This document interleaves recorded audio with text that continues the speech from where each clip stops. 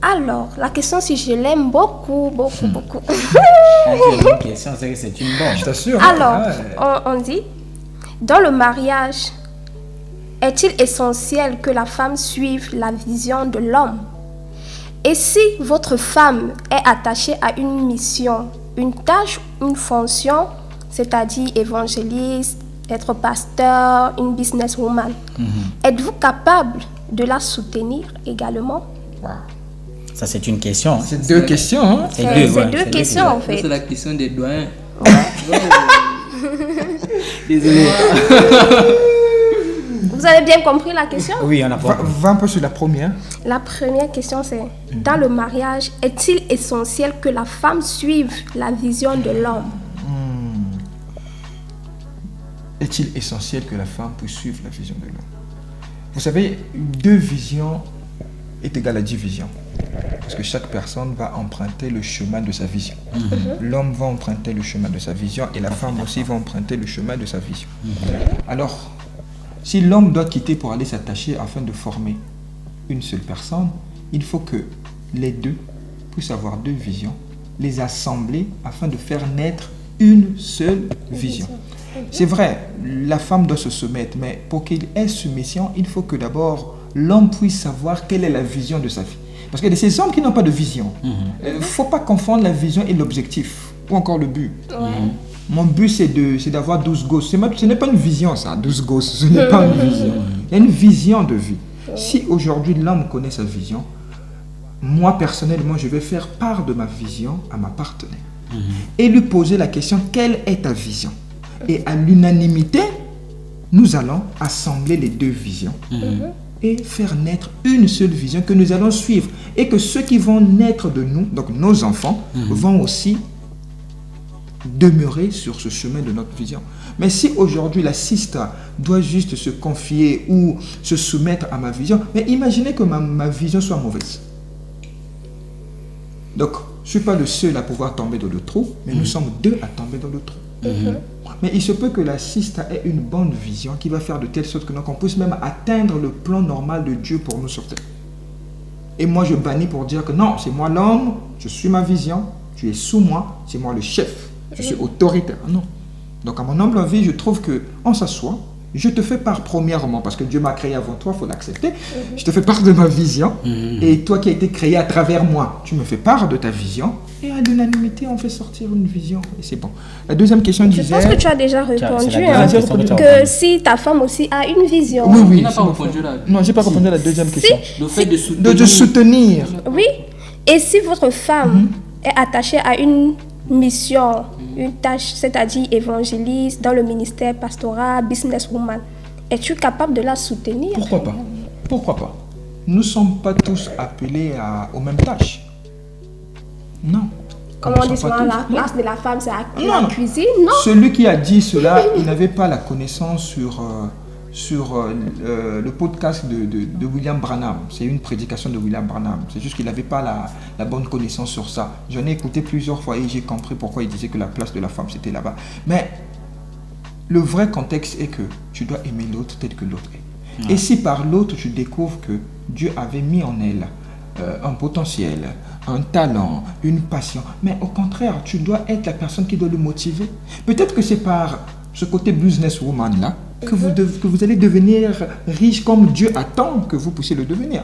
Peut-être que c'est le côté où elle est évangéliste, que toi qui as toujours rêvé faire le tour du monde, que tu vas faire le tour du monde, parce que tu seras près d'elle. Peut-être que le fait qu'elle soit pasteur, que toi aussi que tu vas apprendre qu'en toi il y a des dons, et tu commences à manifester ces dons dans l'église. Tu deviens un grand pasteur aussi. Moi je dirais que pourquoi ne pas soutenir? Au contraire même, le premier fan, c'est moi-même. Je serai le premier fan de ma femme, moi-même. Yes! Même quand ça serait chaud, là, moi, je vais acclamer pour elle. Je vais dire, chérie, c'était bien. Les hommes ont dit que c'était faux, mais pour moi, c'était bien.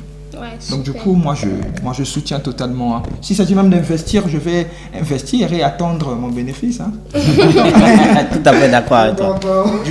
Du coup, ce qui vient de dire m'a inspiré. Et moi, je pense que l'idée que la femme doit suivre la vision de l'homme, c'est une perspective qui n'est pas universellement acceptée. Aujourd'hui, Surtout en Afrique, surtout en Afrique, voilà. Tu as raison. Aujourd'hui, nous voyons qu'aujourd'hui, le mariage prône même l'égalité. Ouais. Le partenariat. Ouais, je t'assure. Combien de pourcents, tout ça, la Et, parité, tout ça, ouais, tu as raison. les visions, la réciprocité des visions. Ouais, ça c'est vrai. Donc, moi je dirais oui. Si ma future femme, elle est attachée à une mission, à une fonction, à une tâche, je devrais être capable de la soutenir pleinement. Ouais. Ça, c'est mon point de vue. Merci. Ouais. Ben, comme tout le monde a dit, hein, puisqu'on ne peut pas dire ce qui n'est pas normal et n'est pas logique. Donc, moi, je pense que c'est vrai que au début, déjà, on dit que l'homme, ça, c'est Dieu même qui l'a instauré. Hein. Donc, l'homme est le chef de la famille. Et ça, peu importe peut-être la mission que la femme doit avoir, ce qui pourra permettre à ce que déjà elle puisse atteindre le maximum même de ça, c'est déjà aussi de respecter le côté-là, que peu importe les dons ou bien les capacités que le Seigneur a mis à moi, mais au-dessus de moi, il a quand même mis un homme qui doit avoir cette vision. Et concernant maintenant la vision, comme on a dit, hein, on ne peut pas avoir deux visions dans une même maison. Mais c'est pour dire que la maison va se diviser plus tard. Donc ce qui veut dire, on doit toujours, comme Fanuel a dit, essayer de jumeler. Si c'est que les dons qu'elle a reçus, elle a appelé peut-être à faire tel. Mais moi, je vais tout simplement regarder, ok, là, ça, moi, voilà ma vision. Est-ce que les deux là ne peuvent pas aller ensemble pour former une seule vision, comme il a dit? Du moment que les deux vont ensemble et que les principes bibliques sont respectés aussi dans la famille. Parce qu'il faut aussi savoir que parfois, malheureusement, dans le monde de nos jours, quand une femme est entreprenante ou bien d'autres, hein, je vais dire entre guillemets, parfois, il n'y a plus le côté de respect peut-être de l'homme de la maison. L'homme n'est plus l'homme dans la maison. Mais du moment qu'il y a ce côté respect de l'homme, que malgré son niveau, qu'elle a plus de thunes que moi et tout, mais elle a ce côté-là, elle a son humilité là, et elle a son côté là où elle me respecte toujours en tant qu'homme, et elle m'aide toujours malgré que je n'ai pas son niveau. Mais comment moi en retour je puisse pas l'aider? Mais je, comme Fanuel a dit, hein, je peux même investir pour que vraiment, à travers elle, sa vision, ou bien encore à travers les dons qu'elle a reçus, qu'on puisse faire la volonté de Dieu sur cette terre. Puisque c'est déjà ça, le premier pas. Bon, c'est vrai que jusqu'à là, nous ne sommes pas encore mariés, mais ce sont déjà les idées. C'est comme ça qu'on se voit déjà, on aspire déjà, donc c'est ça. On aspire, ouais. Comme Fanuel a dit, on essaie d'abord de travailler sur nous-mêmes. Oui. Donc, quand on entre dans le mariage, on a quand même certains principes, Tout à fait. certaines valeurs qu'on a déjà appris. Donc, c'est pourquoi il est important toujours d'assister à tout ce qui est enseignement sur les relations. Ouais. Toutes les personnes qui aspirent à se marier, c'est très important de se former aussi là-dessus.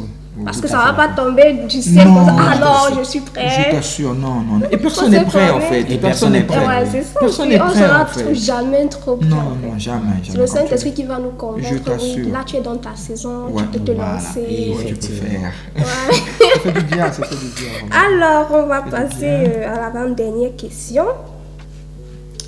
Alors, les gars, avez-vous des conseils pour aider les jeunes gens à rester à l'écart de l'impudicité?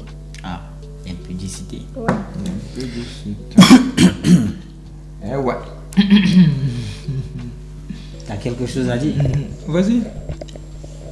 Soyez brefs, les gars, parce que là, On a placé. tiré. Ok. Ça ne vient pas encore. Bon, pour moi, pour l'impudicité, hein, je pense qu'il n'y a pas de manière de conseiller quelqu'un. Les gars, moi-même y compris, pour que... Je sais que c'est pas facile, hein, puisque nous sommes toujours là, nous sommes dans ce chemin-là, on essaie vraiment d'être peu. Mais c'est l'Éternel seulement, hein, c'est Dieu. Parce que si c'est que nous ne restons pas focus sur les choses d'en haut, comme on dit, hein, Ouais. on ne pourra pas éviter l'impudicité. Puisque plus on s'attache sur les choses d'en haut, sur l'essentiel qui est la parole de l'Éternel, ça nous écarte petit à petit des choses qui vont nous pousser à aller dans l'impudicité. Donc c'est juste nous encourager encore à vraiment à plonger dans les Écritures de la Bible et de continuer à faire confiance à Dieu. C'est tout ce que moi je peux dire. Bon, comme j'ai dit précédemment, nous devons nous diriger, nous devons nous concentrer sur des objectifs positifs. Donc nous, en tant que jeunes étudiants, jeunes travailleurs, chrétiens, nous devons nous diriger notre énergie vers nos études, vers nos passions, vers des activités constructives pour pouvoir s'abstenir et ne pas nécessairement penser à l'impudicité. Donc, soyons focus, n'essayons pas de nous conformer à ce qu'on voit sur les réseaux sociaux. Parce que dans la plupart des cas, c'est ça qui nous détourne parfois. Exactement. Merci. En fait, en gros, pour pouvoir être vraiment à l'écart, il faut vraiment savoir, comme les autres ont su le dire, ce que tu veux en fait. Et une fois que tu te connais en Christ, tu connais ton identité, il y a des choses que tu pourras bien identifier et te détacher facilement. Maintenant, en matière de l'impudicité, c'est plus s'attacher à la parole de Dieu. Parce que plus la parole va prendre de la place en vous, plus les Écritures vont s'installer. Et plus les Écritures vont s'installer, vous aurez la possibilité de pouvoir, par l'Esprit, vaincre les désirs de la chair. C'est possible. Et c'est aussi important, mes frères, prenez des douches froides. Je suis sincère avec vous. Prenez des douches froides, c'est très important. Ça va vous éviter beaucoup de pulsions. Parce que c'est des fois des pulsions qui nous poussent à pouvoir faire, à pouvoir dire, à pouvoir même y penser. Jésus dit, celui qui regarde la femme d'un autre avec envie, celui-là a déjà couché avec cette dernière. Mais coucher dont on parle, c'est ici. Les intentions que tu as quand la sœur est passée. Après, le cœur est celui qui prépare des bons ou des mauvais coups. Quand le cœur prépare, tu as déjà couché pour Dieu. Lui qui sonde ton cœur, tes pensées, tout de toi, tu as déjà couché avec cet autre, tu as péché. Donc l'impudicité se contient d'abord ici. Discipline d'abord tes pensées. C'est vrai que c'est difficile, mais discipline tes pensées. Et pour les discipliner, attache-toi à la parole de Dieu. Pour que ton cœur puisse préparer des bons coups, attache-toi à la parole de Dieu. Parce que la parole de Dieu fera de telle sorte que non, tu puisses identifier ceux qui te détachent de Dieu. Et la parole de Dieu fera aussi que tu puisses t'attacher à Dieu. Donc, la parole de Dieu, c'est tout. À la Bible, il faut la lire, c'est tout. Exactement. C'est tout, c'est important. En fait. Alors, les gars, on va passer à l'avant-dernière question. En tant qu'homme dans la société, quelles sont vos obligations ou charges mentales en tant qu'homme dans un couple? Dans un couple, les obligations ou les charges mentales. Déjà pour moi, la loi de la parité n'a pas de place dans un couple.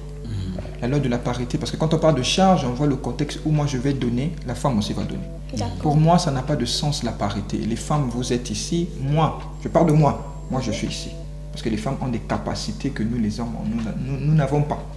C'est pourquoi on dit que la femme doit aider. Parce que l'homme peut bien, mais il faut qu'il y ait l'aide derrière, qu'il soit poussé afin d'aller devant. Et moi, en fonction de ça, je me dis que je dois juste faire ce qui me revient de droit dans un couple. Si ce qui me revient de droit, je dois peut-être prendre à 100% les charges, je dois prendre à 100%. C'est pourquoi il est important de pouvoir se préparer avant de pouvoir rentrer. Pas que de vouloir rentrer et dire que moi, je vais prendre à 60%. La femme, incapable qu'elle est, elle ne pourra pas supporter les 40%. Mais si toi, aujourd'hui, tu connais tes obligations, tu connais tes charges, tu connais ce qui te revient de droit, soyez-en sûrs que vous allez bien vivre. Et la charge mentale, c'est de pouvoir aussi toujours dire à cette dernière-là, cette femme-là, que tu es la meilleure. C'est important. Le mental. Des fois, il y a ces femmes qui meurent pas de l'extérieur, mais de l'intérieur. Parce que dans leur mental, on leur a fait comprendre que ce sont des mauvaises femmes. Et à vie, elle se dit que je suis mauvaise. Même si je pose une action qui est tellement bonne, mon homme va toujours me traiter de mauvaise. Mais rassurer. Les hommes, c'est important de rassurer. Même quand tout ne va pas, même quand tu n'as pas ce sac Gucci-là qu'elle veut, rassure-la, je vais t'acheter le sac. Elle te dit, je veux la Porsche. Tu dis, calme-toi, j'ai vu 2-3 catalogues là en 2050, je vais t'acheter la Porsche. Rassurer, c'est important. Parce que si la charge mentale n'est pas assez solide, je vous assure que vous allez vivre le désarroi dans le couple. La paix ne va pas s'installer parce que mentalement, il y a ces principes, il y a ces choses qui ne sont pas tellement bonnes en fait. Donc pour moi, je ne vois pas le côté où mon obligation est de pouvoir payer peut-être la maison. Je vais dire à l'assistant, on va faire 50-50, ça n'a pas de sens en fait. C'est dans mon devoir. C'est un devoir que j'ai à vie. C'est pourquoi je dois bien me préparer avant de prendre la sorte de trône, afin d'éviter les dégâts. Merci beaucoup. Mais je pense que là, il a fait le tour. Parce que c'est ce que je voulais aussi dire en termes d'obligation. L'obligation, Dieu n'était pas fou en disant à l'homme qu'il est le chef de la famille, ce qui veut dire qu'il faut toujours être préparé. Quand tu es chef, quand tu es la tête, tu dois te préparer. Et se préparer demande aussi à ce que tu aies vraiment cette sagesse-là. Ouais. Cette sagesse-là de connaître, mettre les choses où il faut et dire ce qu'il faut dire au moment où il faut le dire. Puisqu'on entend parler du mental, et quand on parle du mental dans un couple, dans une famille, c'est de rassurer vraiment ton partenaire, ta partenaire en face de toi. Et comme il a dit, toujours dire de bonnes paroles, des choses qui vont pousser cette dernière à avoir toujours ce zèle-là, à continuer à chercher au-dedans d'elle, même si c'est qu'elle n'a pas la grande qualité, mais de fouiller son maximum au-dedans et te donner pour que toi aussi tu puisses aller plus loin. Par exemple, plus tu l'oppresses, elle aussi ne pourra pas t'aider. Par contre, on a dit au départ que ça doit être une aide. Donc, si elle doit être une aide pour moi, c'est pour dire que je dois mettre des conditions de telle sorte à ce qu'elle soit dans son maximum pour me pousser à être dans mon plus maximum. Ouais, tout à fait. Tout à fait. Tu veux ajouter quelque chose? Et moi, je dirais que moi, en tant qu'homme, dans mon futur foyer, c'est de participer à la stabilité, au bien-être de la famille. Oui. Tout à fait. Et de pouvoir le soutenir émotionnellement. Ouais. Donc, de lui réconforter, d'avoir une écoute active à ses préoccupations. Et c'est tout ce que j'ai à dire. Ouais, tout à fait. Waouh! C'est important. C'est C'est fort. fort. C'est fort. La question là, c'est la charge mentale. La charge mentale. C'est compliqué. Tout, c'est le mental. Bon. Alors les gars, on est presque à la fin du podcast. C'était vraiment très très long. Ah ouais, très long. Vous allez répondre à une dernière question en 1 minute. D'accord. Alors pour terminer, qu'est-ce que signifie être un nouvel homme en Christ? De manière très brève.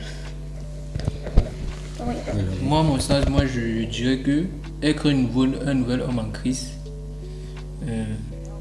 faire référence à la transformation spirituelle et intérieure qui repose sur l'acceptation de Jésus-Christ comme Seigneur et Sauveur. Waouh. Ben, en 1 minute, comme il a dit, Oui. donc être renouvelé ou être un nouvel homme en Christ, c'est reparti sur de nouvelles bases. Mais les bases qui sont fondées aujourd'hui sur la parole, les bases qui sont fondées sur l'amour de Dieu, les bases qui sont fondées sur la conscience de Christ dans ma vie. Parce que tant que je n'ai pas conscience que Christ aujourd'hui est le régénérateur de ma force ou de mon intelligence, ça ne pourrait pas être possible pour moi d'être renouvelé. Mais c'est en ayant cette conscience-là qu'au moins je sais que je peux aller à l'encontre de ce que le monde dit. Exactement. Merci. La Bible dit que toutes les choses vont passer. Et ce qui va rester, c'est la vie éternelle dont nous allons vivre en Christ. C'est pourquoi, pour être un nouvel homme, je dirais simplement premièrement, accepte le Christ comme Seigneur et Sauveur. Laisse-lui être le maître de ta vie. Et ce qu'ils ont dit, tu pourras mieux vivre tout et pleinement en fait. Waouh, merci beaucoup les gars, c'était très fort. Merci beaucoup à toi. Waouh. Merci beaucoup, c'était bien. Alors, les authentiques, nous sommes arrivés à la fin de ce podcast. On espère que vous avez aimé, que vous avez beaucoup appris. Donc voilà. Alors, si vous avez aimé cette vidéo, likez, Le pouce. partagez. Et abonnez-vous. So, keep your smile. And don't forget that God loves you so much. Dieu vous aime, ne l'oubliez jamais. Amen. Bisous et à la prochaine vidéo. À la prochaine. Ciao, ciao.